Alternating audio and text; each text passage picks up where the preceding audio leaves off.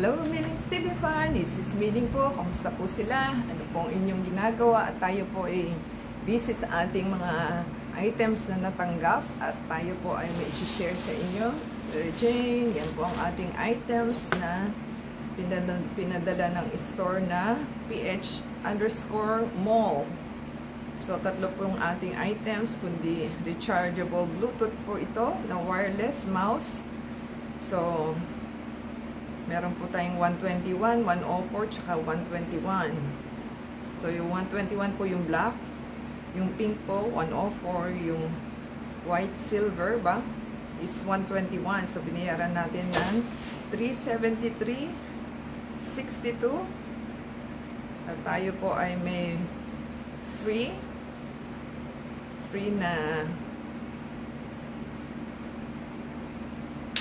na shop voucher na 1038. At meron po tayong shipping fee. At 373.62 po ang ating items na pinurchase. So, in 2 days po, in 2 days time, natanggap na natin yung ating items at ating pong i-check kung anong nilalaman. Yan, ating pong buksan para po malaman natin. Kasi may mga palpak po tayong natatanggap na items, so kailangan po gumawa ng aksyon. Mary Jane, naka-bubble wrap po siya. Ayan po yung kanyang kay Ming.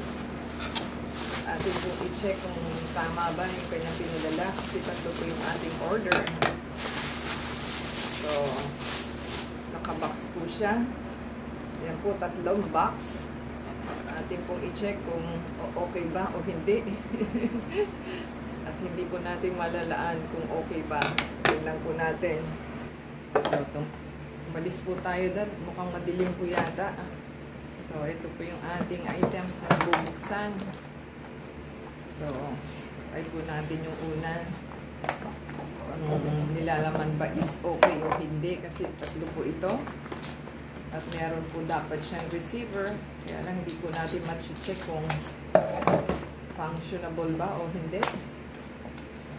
So, ayan po yung isa.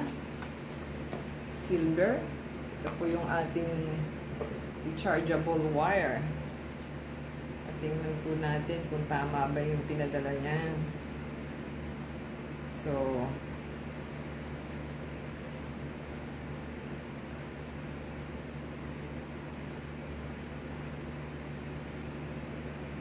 problema pa tayo. Ano ba yan?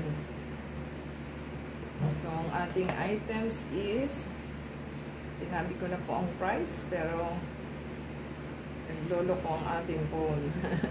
Nakaset na siya kanina, pero nawawala. So, ang ating items is 121.